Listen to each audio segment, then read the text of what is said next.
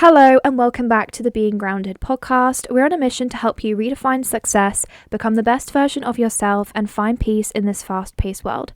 Hi, my name is Fleur. And hi, my name is Molly. In today's episode, we're talking all things 2026. And this is actually going to be part one of a 3-part series where we're going to basically help you create the life that you so badly want in 2026. Make it your year. I know we say this for every year, but I generally do think that there is something about 2026 that just feels different. Like even just hearing it, 2026.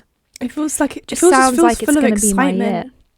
Yeah. It's just a sexy year. I don't know what it is about the number 26, but it's a lot more classier than the number 25. Maybe I'm just insane. I see what you mean. Something about 26 is giving like big energy. It's giving like I'm maturing. It's because it's probably because when you go from 25 to 26 years old, you're like you're closer to being 30 than you are to being 20. So it's sort of the same mindset. But that's true. This entire episode is going to be all about designing your year consciously, not drifting into it, having a reflective, more empowering and honest reflection about the kind of year you want to go into.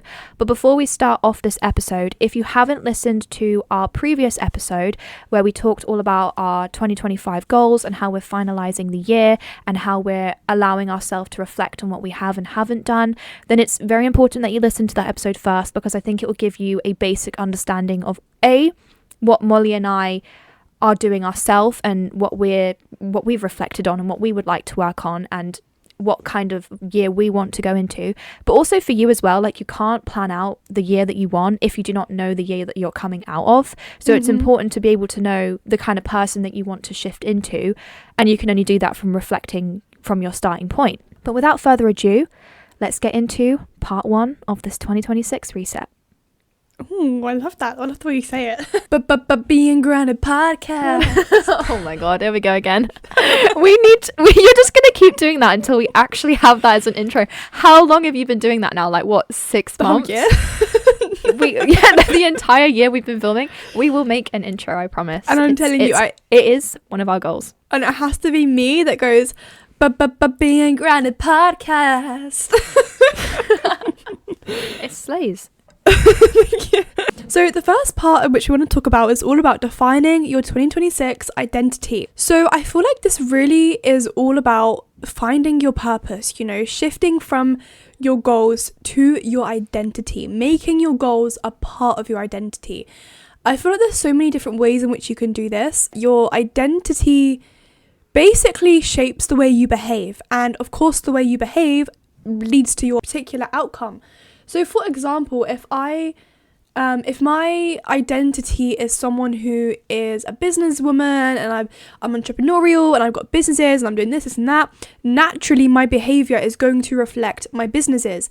For example, because I like a challenge, I may be more inclined to, go to the gym, try a new workout class, or maybe I might be more inclined to do something like reading or learning about something new, right?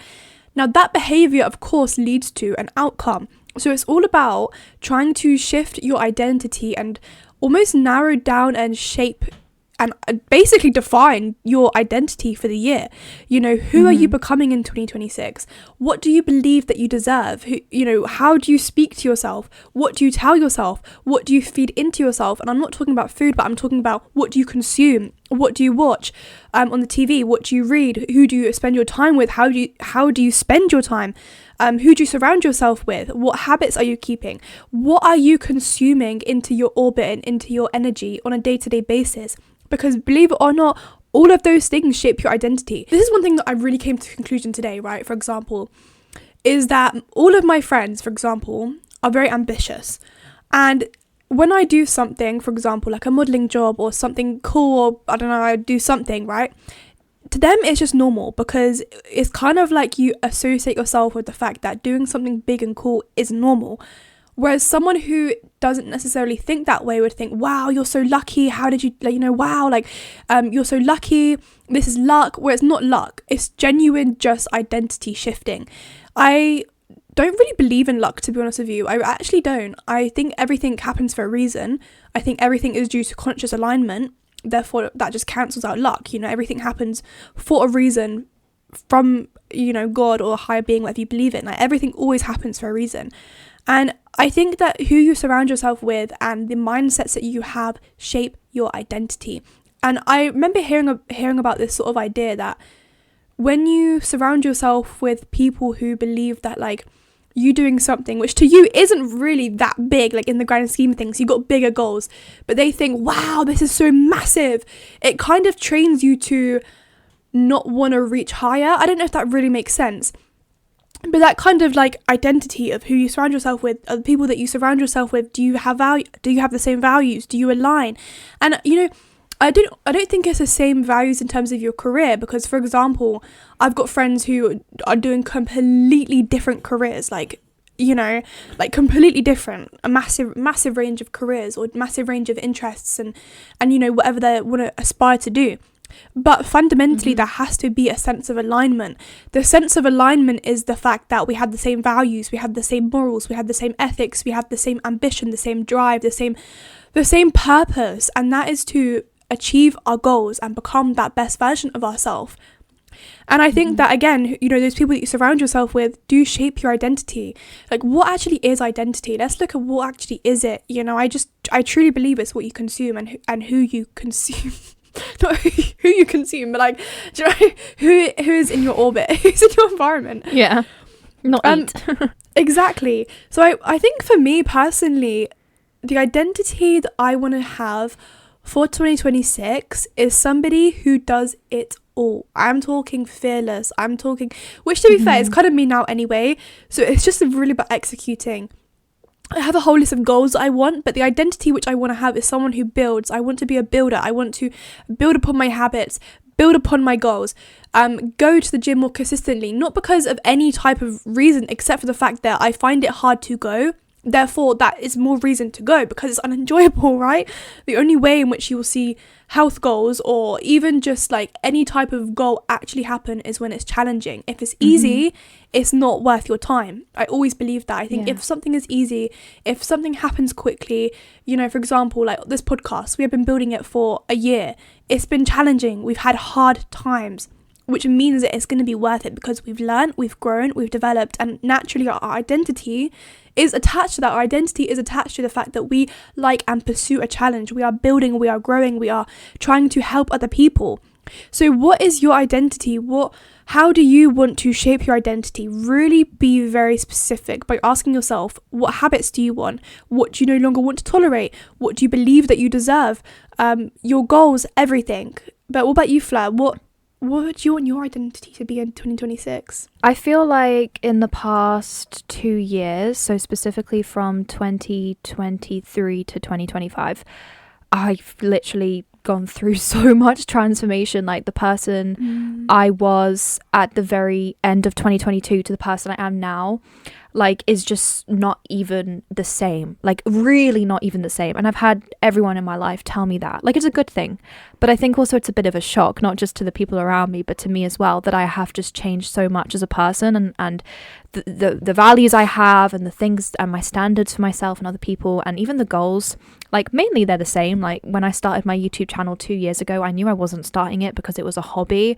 I knew that deep down, my whole life, every job I've ever wanted has always been linked to helping people, and my interest in psychology, my interest in the mind, my interest in wanting to be a reason why someone smiles, and wanting to be a reason why someone changes their perception on something, has always leaded back to me having my own business, to being self-employed, to relying on myself, to being independent, to growing and expanding. And honestly, I did go into 2025 saying this was going to be my year and it was all going to happen for me, and I had such big visions, but I didn't realize that I had so much more healing to do, and that, you know, where I am at the end of this year, right, I would see this year as being more becoming.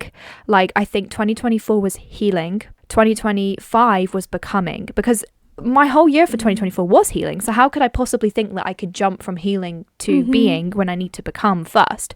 So this year was truly becoming and finalizing, like finishing off uni, getting a first class honors, being in a state of confusion of not knowing where I am, and having a job that doesn't really align with where I want to be, but it being all temporary, and me not knowing what kind of life I want to live. And I've never felt more lost in my life than I have in this current period, only because I'm in the transition phase between knowing what I want, but then also feeling the pressure of doing what's expected of me. That is why this year is genuinely about becoming, because I haven't reached the points that I want to get to. And I do think you never really do reach them. Like, there isn't a set destination, right? But also at the same time, it's like I have these like ideas in my head of how I want to be living my life. And sometimes I'll have a day and I'm like, wow. Like, for example, I have been seeing my like friends every single weekend now for the past few weeks, and they're all different friends. Like, it's not the same people that I'm seeing every weekend. It's like it's different people, and I could never have imagined for my entire life up until being about 19 that I could do that, because I just didn't have friends. Like, I just didn't have people Oh my God. I could do that with. And so the fact that recently all I've done is work hard, but then also spend time with friends who actually love and appreciate me, I cannot tell you how lucky and grateful I feel to do that. Because although it seems like all I do is spend time with friends, which is true, about 30% of my time is spent with my friends, at the same time, it's like I'm making up for my entire life that I've not had that, you know? So being able to know that I've got these plans mean a lot to me, because it's, you know, the time of year, and it just made me realize that with this year and with becoming, I have changed so much. So I would say for 2026, short story long, oh my God, I want to I want to go from becoming to being to like, yeah. actually come out of that transition phase. And I do think I will. Like, my mum has always told me, just wait, just keep going. Like, she is my number one YouTube supporter in anyone in my life, honestly. Whenever I have doubt, whenever I feel sad, whenever I feel like it's not working out for me, whenever I feel like I should give up, I have her in the background saying, it will work, it will work, it will work. You will be big one day. You will be known one day. Like, she sees this life for me that I see and that not many people around me do see. And it's just so nice to have one other person, and Molly is one of those people as well, who actually sees that for me, because I think when you're surrounded by so many people who don't see that same vision, it really like kind of makes you feel scared and it makes you feel delusional. But when you just have one other person saying, no, I see it too, and I know that you're going to become that person. And I see that with Molly in the sense that I know she's also going to be that person as well, and that we're going to be that together, that it helps me to feel inspired. So 2026 I feel like that's going to be one of my main words, just being. I want to become that version of me I have been working so hard to be for the past 2 years.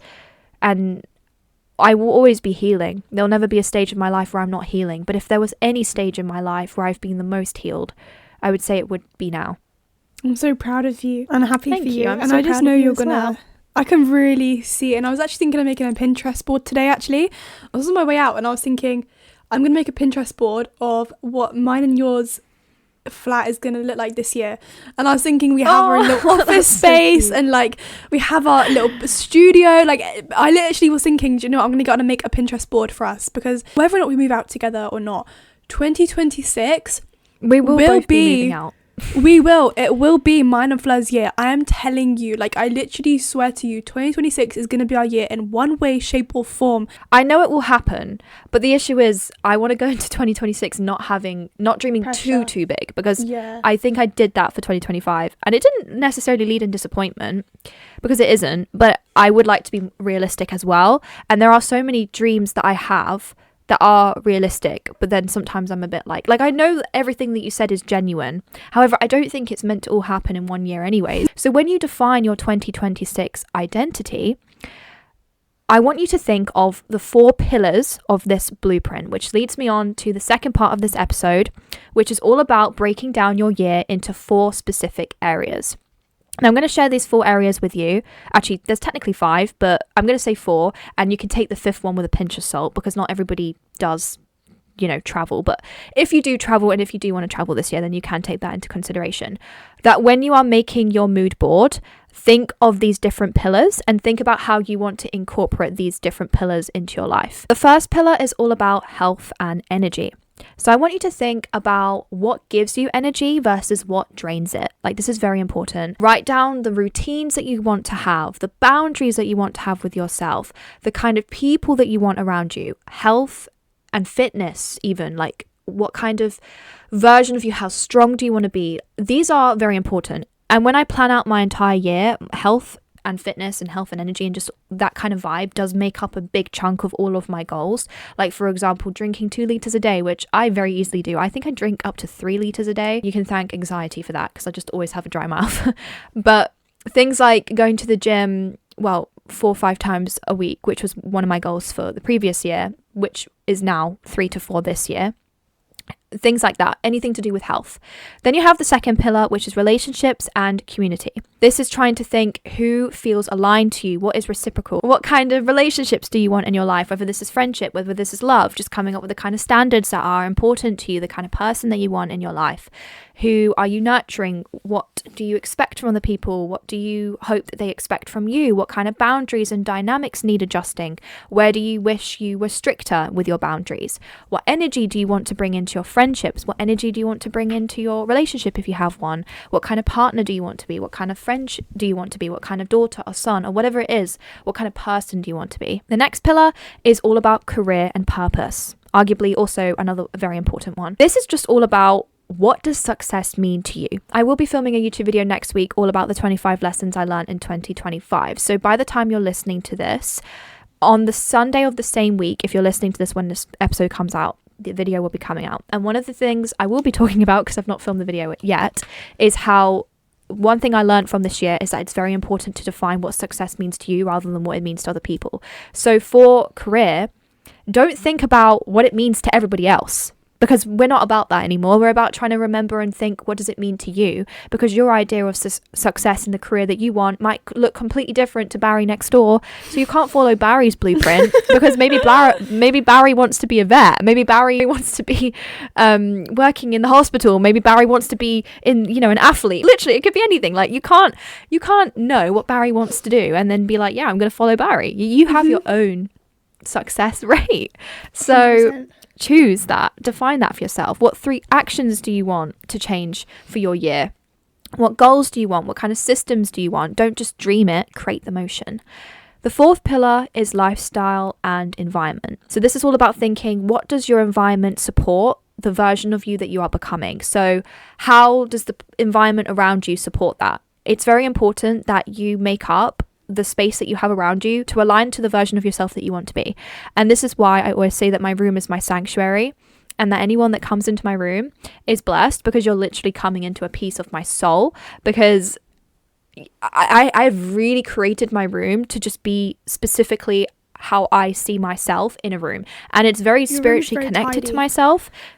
Exactly. My room is always tidy though. I'm a very organized person. It's actually kind of creepy. Anyways, getting off topic, but this is all to say that a digital declutter, a home reset, these routines, and understanding what one lifestyle shift would hopefully elevate your 2026. And then the last pillar, which is travel, which is where do you want to go and what trips do you want to go on? And I feel like there are so many places that Molly and I want to go to, but all we're going to say for now is potentially Edinburgh, because the rest are going to be kept secret. Because, not that I believe in evil eye, because I don't, but I feel like it's better to keep things secret. It'll be a surprise when we get there. When we get there, you'll exactly. Exactly. Even if you don't have the funds, like, do you seriously think Molly and I have the funds for all of the trips that we want to go on? No, but we are delusional, and we say we're going to go to these places anyways, and then we figure out how we're going to get there later on down the line. And we do it, and we always make it happen. Exactly. Like, always. And if there's a will, there's a damn way. Now on to section number 3, which is all about choosing your 2026 North Star. I was first introduced to North Star in college when my lecturer made us all pick a North Star, and that would basically be our thing we'd work towards. And she also, my thing, this is the thing about my teacher, she was very she's very spiritual, right? She's very all like the universe, and we all wrote a letter to our future self for us to look back on in a years to come. And it was so interesting to see that, like, the goals we had set ourselves the previous year, how they changed, or how we changed the person, and I remember writing on my letter to myself last year for me to open this year, and it was saying how much I wanted to learn, and just basically absorb as much knowledge as I can and become this type of person. And it was very interesting to see how when you fully figure out and you fixate on one particular goal, your North Star, you work towards it. For example, you just follow the roads that take you to the North Star, like that's how like, sailors do it. They just sail towards the North Star, I think anyway. So pick out one particular goal that you really, really want to achieve, and one goal which you can go down any road to get there. You think about sailors and stuff like that, they would have just followed the North Star and there you go, they're at their destination. Find one sentence that is guiding your decisions. For example, your North Star may be, I am prioritizing my peace. I am prioritizing being consistent. I am prioritizing being in alignment to my goals, and that through my actions. So if my fitness goal is to, I don't know, just like go to the gym and, like drink a lot of water, what are you actually actioning that aligns with that North Star goal? So you pick out one massive umbrella goal. For example, for me, it could be, my North Star could be, I want to be famous. So what am I going to do to make me famous? Because the North Star is being famous. It's one big particular goal that you have, and then you just follow the road and you follow the steps that take you there. So to become famous, maybe you need to start posting on social media. Maybe you need to start your singing career. Maybe you need to start, trying to appear on TV more and stuff like this, right? What are you doing to become famous? It's all about just following the journey and following the way to the North Star. That's basically what it is. So Fleur, what's your North Star? My North Star is honestly to be instead of become. And I feel like it's not a controversial one. I'm not saying that there's a problem with becoming. I'm just saying that, like I spoke about earlier, the past year to 2 years has just been about becoming. And so I feel like I am at this stage now where I can just be. So my sentence, because the whole thing with your North Star is to just basically write down a sentence of what it is that you want to follow to allow that to be your North Star, as Molly has said. My sentence is being instead of becoming. And I actually hadn't even come up with this until we just were about to film the episode, in the sense of this being what I want to focus on. But I kind of love it. And Molly and I are actually seeing each other this weekend, and we're going to be figuring out what kind of mood board we want for 2026, because if you don't know, mood boards are like one of the best ways to manifest the kind of life that you want. It's basically just a visual representation of the life that you want. And if you want to make a mood board, the best way to do this is to A, have your blueprint, which is what this entire episode is about, and then B, after you have this blueprint, you would go and find images which would literally represent these goals that you have, and then make a mood board, put it somewhere physically in your room so that you can look at it every day. Or it doesn't even need to be in your room, it can be on your phone. I have one on my phone which is for each month of all the things that I want to happen in that month. I have one on my laptop, and at first I thought it was a bit cringe. I've been doing this now for 2 years. I don't think it's cringe anymore, because I can tell you what, I have literally taken the exact photos I had on my mood board, and unfortunately the mood board that I had for 2025 I've completely forgotten about. Like, when I moved out of Lincoln after uni, I didn't bring it back with me, so I don't even know what my mood board looks like, and I have to hunt down an old picture of it so that I can see what I've come to actually make happen, because I wouldn't know, because I've not seen it in about 6 months. But having a mood board is important. So once you have your North Star and once you have your sentence, you could actually put that in the middle of your mood board, which I'm going to do. And mine is going to be being instead of becoming. She is the woman she once dreamt of, is basically the idea of this. Like, you are the person that you once dreamt of. And that is my North Star. And the last section of this episode is all about creating the action blueprint. And the best way to do this is to simply split 2026 into quarters for simplicity. So quarter 1, quarter 2, quarter 3, quarter 4. I'm assuming this would be like, for example, quarter 1 would be the end part of winter, quarter 2 would be spring, quarter 3 would be summer, quarter 4 would be autumn to the beginning of winter. So you don't actually need to figure out every single one of these quarters if you don't feel that you know where you're going to be months, in quarter 2 or the quarter 3 or quarter 4. Like, that's completely fine. However, if you really, really, really do want to plan out your entire year, which I personally do want to do, like, for example, I see myself potentially moving out around next summer-ish. I feel like would be the time I would move out, like next summer, more towards quarter 3, like quarter 2, quarter 3. And so I would possibly say quarter 2, quarter 3. that's a goal I want.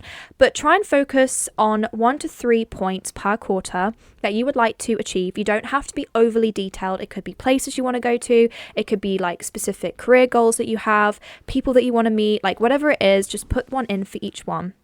And make sure they all align back to your identity, which we talked about at the start of the episode, and your North Star.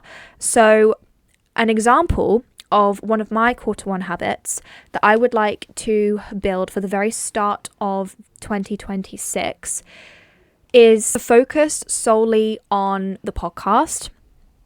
And I feel like Molly would agree with this as well. We have a lot of goals that we want to achieve. And if you didn't know, I've said this several times in our recent episodes, January 7th is our 1-year anniversary.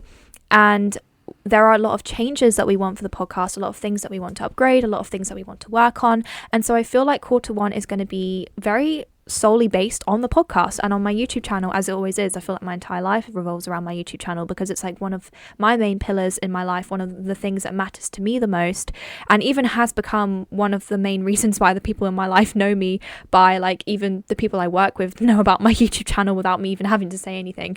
So it's one of those things where it's like I do want that to be one of my main focuses because it matters the most to me when it comes to my career. Also working on my book that I'm currently writing, which I haven't actually been able to write in a very long time because I've been focusing on other things.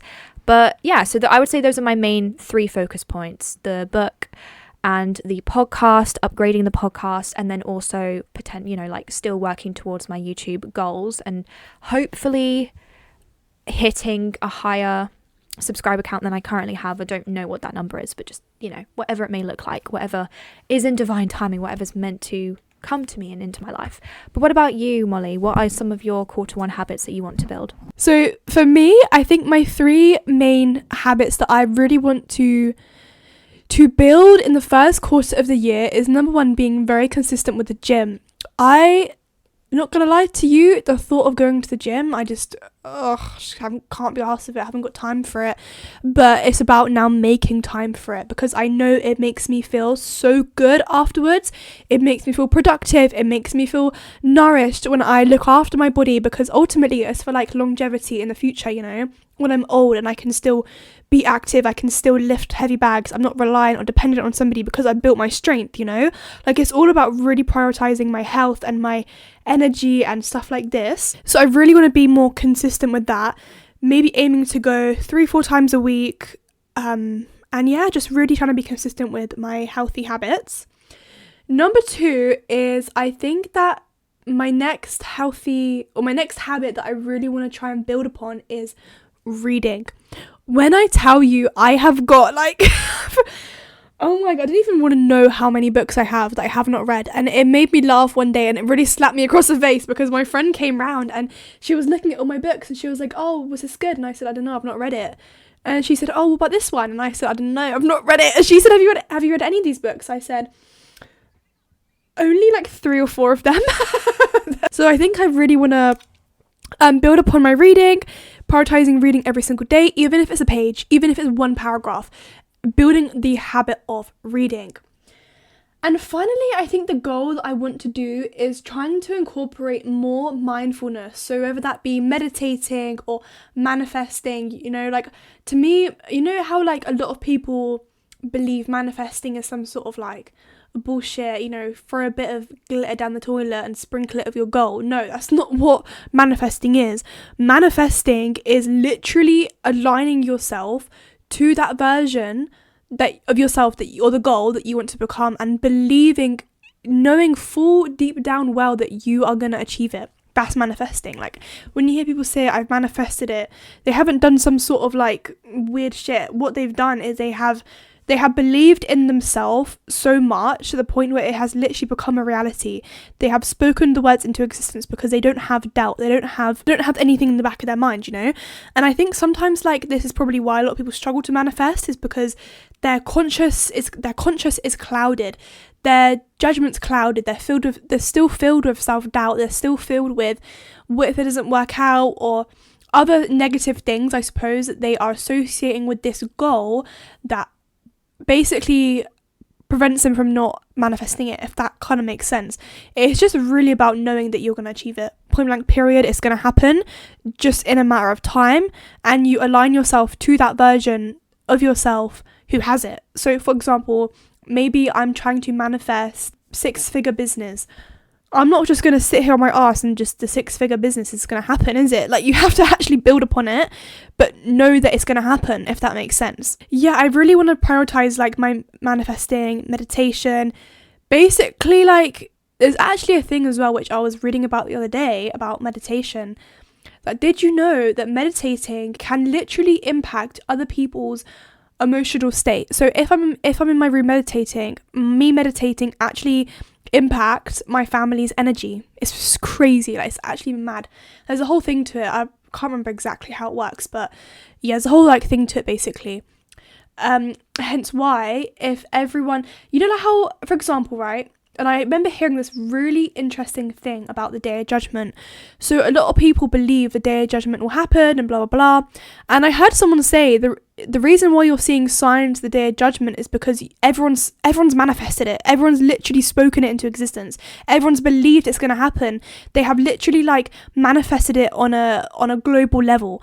And I think, you know, if there was also a thing done before where there was like a hurricane or some sort of, I don't know, what's it called? Some sort of natural disaster that was happening. And basically, these people, literally, everyone in the town gathered around and they meditated. They meditated and they cleared their mind. They did all this sort of stuff. And the whole thing literally went away. Is that not insane? Because they've increased their vibration and they're literally operating from a different level of consciousness. Like they're operating on a different level, right? So the power that we all have as human beings when you collectively come together is insane. I don't even know how I got into this point. What the hell? Basically, I was just trying to say that, yeah, I wanted to meditate more and just prioritize being mindful and peaceful. And that brings us to the end of the episode. Before we like to end off the episode, we are going to share one thing we are going to be doing this week to help us stay grounded. Fleur, what are you going to be doing? I am going to be spending time with friends. I mean, I did, again, speak about it earlier, but I have a few plans. Actually, I've got quite a lot of plans this weekend. So I'm seeing a friend tomorrow. I'm seeing Molly on Saturday and another friend. And then on Sunday, I have a Christmas work party. So I'm seeing my colleagues and also my dad because he's my boss. So that's a win. But yeah, just spending lots of time around family, lots of time around mainly friends, and just being able to be around loved ones, people that make me laugh. And this is the season to be around people that make you feel loved and to be able to give love to other people as well. I actually have a lot of Christmas wrapping to do this evening because all the friends I'm seeing this weekend, I'm giving them their Christmas presents. So I've got about 3 people to wrap presents for. So I'm going to be spending the evening wrapping Christmas presents, writing Christmas cards, which basically means I'm going to be writing 3 essays because anyone that knows me knows that I simply cannot write a Christmas card without it being a dissertation. And yeah, that's another thing that I've tried to take inspiration from you. Actually, it's such a beautiful thing you do, and I don't know why like more people don't do that. I think it's lovely. But it's so funny to me, Molly, because without fail, it doesn't matter who you are. I promise you, you could be my acquaintance and I could still find an entire essay to write about you. If anyone ever receives a card from me, especially if they're not someone that I'm like super close to and they just wouldn't think that I would do it, the minute they open the card, without fail, the reaction is always the same. They'll go like this. Oh, I have a card for you. I'm like, oh, that's really sweet of you. I'll take out the envelope. Oh my god. I can just see your face. You can literally see their eyes opening. They're like, how did you even think of this much to say? I love that. It's such a beautiful thing, honestly. I feel like everyone deserves a friend like... No, not everyone. No, not everyone deserves a friend like Fleur, respectfully. But, like, I think everyone needs a friend like Fleur. Truly, like... People in prison right now. Yeah.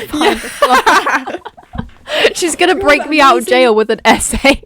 You're an amazing inmate, and I just really love the fact that you were honest and open about, you know, pleading guilty to killing someone. Why No, does that actually sound like me though? Oh, But yeah, God. honestly, I really do believe that. I think everyone needs a friend like Fleur in their life, and I'm so grateful to have you as a friend. Aw, Podcast stop, co-host. stop. This week, to help me stay grounded, I really want to prioritize getting enough sleep because, of course, as we all know, this is vital for your brain function, your body function, your emotional health, your mental health, everything. Having enough sleep is vital. And recently, I've just been so busy with Growthmas, I literally just like be editing until like 2 a.m. and then the next day I'll wake up at 7 a.m., which does not give me a lot of sleep at all, and especially for women. That's what I'm going to be doing this week to help me stay grounded. So that brings us to the end of the episode. Thank you so much for listening. We will leave the links to mine and Fleur's YouTube channels in the description box below, and their podcast Spotify or YouTube channel, you know, obviously based on whatever platform you're listening to. Be sure to subscribe, be sure to share, be sure to follow, and we will see you guys in the next episode. Goodbye. Bye.